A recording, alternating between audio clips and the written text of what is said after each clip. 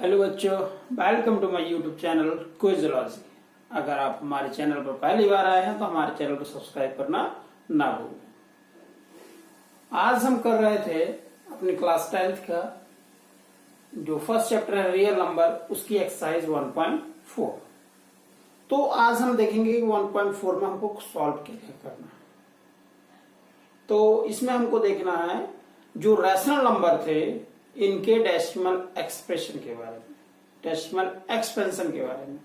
तो rational number क्या होते थे हम देख चुके हैं कि rational number are those number which written in the form of P by Q, means जिनको किस फॉर्म में लिखा जा सके, पी बाई क्यू के फॉर्म में लिखा जा सके, ऐसे नंबर क्या होते थे रैशनल नंबर। और कंडीशन क्या होती थी कि पी और क्यू क्या होने चाहिए, इंटीजर होने चाहिए, साथ ही साथ जो Q है वो 0 के बराबर नहीं होना चाहिए। ये रैशनल नंबर पड़े थे। अब रैशनल नंबर का डेसिमल एक्सप्रेशन क्या होता है, डेसिमल एक्सपेंशन क्या होता है कि सर P बाई Q है तो Q को जब हम P से डिवाइड कर दे, P को जब Q से डिवाइड करेंगे तो कैसा डेसिमल एक्सपेंशन आएगा। तो ये रैशनल नंबर है और हम पहले देख चुके हैं और 9th क्लास में भी हमने पढ़ा हुआ है कि रैशनल नंबर के जो डेसिमल एक्सपेंशन है वो दो टाइप के आते हैं। एक आते हैं टर्मिनेटिंग और दूसरा आता है नॉन टर्मिनेटिंग रिपीटिंग। क्योंकि नॉन टर्मिनेटिंग नॉन रिपीटिंग तो रैशनल नंबर बन जाता है हमारा। तो यहां पर क्या आया, रैशनल नंबर का डेसिमल एक्सपेंशन कितने टाइप के होंगे, दो टाइप के। एक होगा टर्मिनेटिंग, दूसरा होगा नॉन टर्मिनेटिंग रिपीटिंग। टर्मिनेटिंग क्या होता है, टर्मिनेटिंग ऐसा होता है कि जब उनको हम डिवाइड करते हैं तो एक कंडीशन ऐसी आती है जहां पर रिमाइंडर कितना आ जाता है, 0 आ जाता है। जब रिमाइंडर 0 आ जाएगा तो वो नंबर आगे डिवाइड नहीं होगा। मीन्स इसमें केस क्या बनता है कि जो रिमाइंडर है वो क्या हो जाता है, 0 के इक्वल आ जाता है।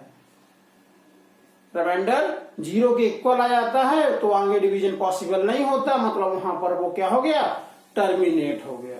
तो ये बना है टर्मिनेटिंग और दूसरा बनता है हमारा क्या, non terminating. Non terminating case में क्या होता है कि जो रिमाइंडर है वो 0 के इक्वल नहीं आता है और साथ ही साथ क्या होता है वो नंबर बार बार आने लगता है, तो क्वोशिएंट भी क्या होगा, रिपीट होने लगेगा। जैसे एग्जांपल हम देखें 10/3। अब अगर इसको हम डिवाइड करेंगे तो क्या आएगा हमारा, 3 से डिवाइड करेंगे 3.3333, तो ये क्या हो रहा है, 3 रिपीट हो रहा है। मतलब ये कैसा होगा, नॉन टर्मिनेटिंग, टर्मिनेट हो ही नहीं रहा है तो नॉन टर्मिनेटिंग, और रिपीटिंग क्योंकि सारे नंबर क्या हो रहे हैं, रिपीट हो रहे हैं। तो ये हुआ आपका नॉन टर्मिनेटिंग, रिपीटिंग और टर्मिनेटिंग। तो ये तो हमको सॉल्व करने पर मिला। हम बिना सॉल्व करे, उसको बिना एक्चुअली सॉल्व करे कैसे पता चलेगा कौन सा टर्मिनेटिंग है कौन सा नॉन टर्मिनेटिंग है। तो इनके लिए अगर हम देखें तो टर्मिनेटिंग का जो केस होता है इसके लिए हमको क्या देखना है कि जैसे कोई नंबर था हमारा P/Q,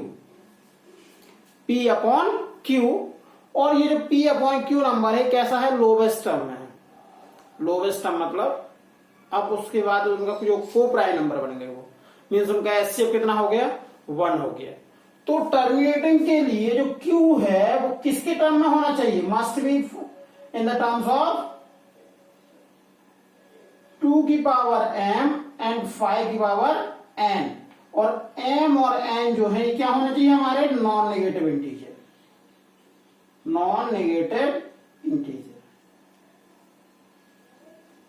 अब ये 2 की पावर m और 5 की पावर n, और m और n क्या होना चाहिए, नॉन नेगेटिव। नॉन नेगेटिव मतलब कि 0 भी हो सकता है और पॉजिटिव भी हो सकता है।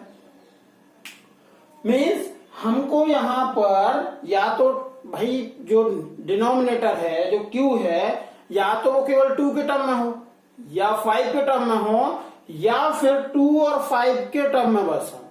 अगर किसी और तीसरे प्राइम नंबर के टर्म्स में आते हैं तो वो कैसे हो जाएंगे, नॉन टर्मिनेटिंग।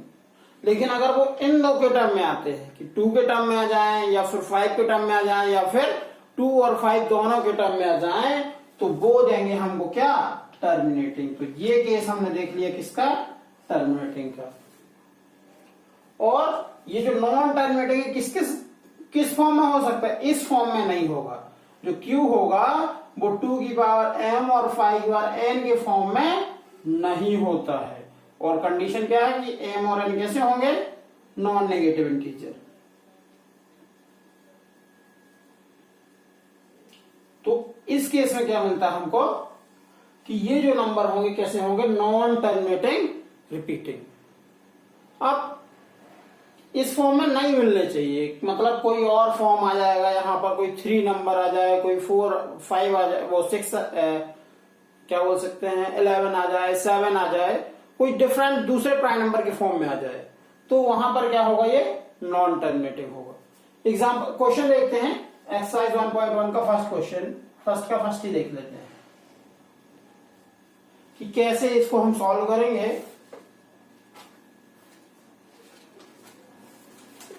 क्वेश्चन क्या दिया गया हमको? 13/3125 3125। अब इसको हमको आइडेंटिफाई करना है, चेक करना है कि सर ये टर्मिनेटिंग होगा कि नॉन टर्मिनेटिंग। तो भाई 13 तो हमारा ऑलरेडी प्राइम है, तो 13 के बारे में कोई टेंशन नहीं है। बचता क्या है? 3125। इसकी प्राइम फैक्टर कर ले। तो प्राइम फैक्टर करना हम जानते हैं। अब चूंकि ये लास्ट में क्या है 5 है, तो 2 और 3 से तो मतलब 5 से डिविजन होगा नॉर्मल वे में अगर देखा जाए तो 5 6 30 और 5 2 10 और 5 5 625 आ गया। 625 में फिर से 5 से कर दें तो कितना हो जाएगा? 125। अगेन फिर कर देंगे तो 25, अगेन फिर तो 5 और अगेन तो 1। मीन्स कितने टाइम्स आया?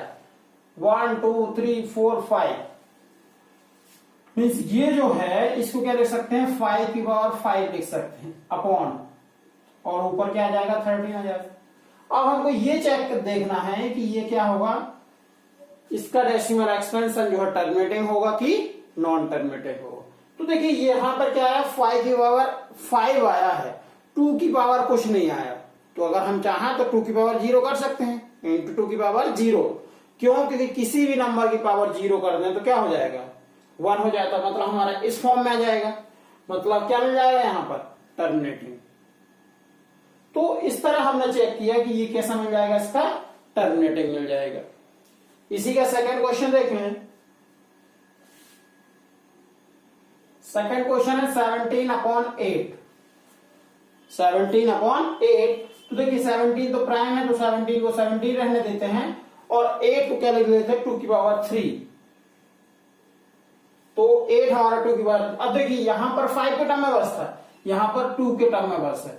तो हम बता चुके हैं आपको कि या तो 5 की पावर के फॉर्म में बस हो, या फिर 2 की पावर के फॉर्म में बस हो, या फिर दोनों का कॉम्बिनेशन के फॉर्म में हो, तभी टर्मिनेटिंग होगा। तो यहां पर आपको कैसा मिल जाएगा? टर्मिनेटिंग। ये क्या हो जाएगा? Terminating decimal expression. अब इसी में अगर हम देखें आगे,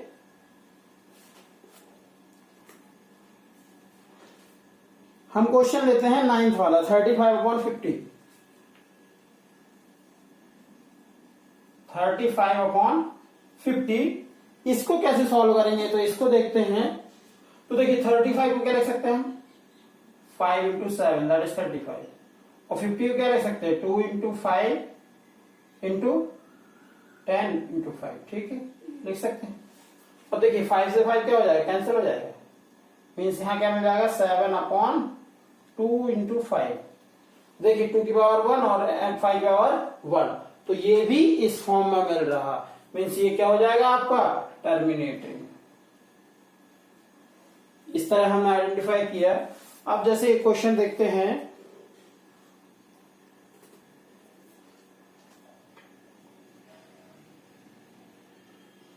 कोई भी क्वेश्चन जैसे मान लीजिए 6/15 देख लें।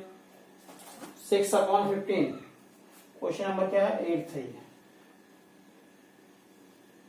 6/15 तो क्या लिख सकते हैं इसको? 6 को 3 × 2 और 15 को 3 × 5। ये 3 से 3 कैंसिल। नीचे क्या मिल रहा है हमको? केवल 5 मिल रहा है। तो क्या हो जाएगा इसका डेसिमल एक्सपेंशन? टर्मिनेटिंग हो जाएगा। तो इस तरह से हमने क्या किया? इनको आइडेंटिफाई किया कि कहां पर टर्मिनेटिंग आता है और कहां पर नॉन टर्मिनेटिंग आता है। अब नेक्स्ट देखें, अगर हम इसी का क्वेश्चन नंबर फर्स्ट था ये, अब क्वेश्चन नंबर सेकंड देखते हैं। तो क्वेश्चन नंबर सेकंड में क्या बताया गया है कि write down the decimal expansion of those rational number in question 1 above which have terminating decimal expansion. Means question first जो हमने किया था इसमें जिन जिन का क्या आया था, टर्मिनेटिंग डेसिमल एक्सपेंशन आया था, उसको क्या करना है, डेसिमल के फॉर्म में लिखना है, उनको डेसिमल के फॉर्म में एक्सप्रेस करना है।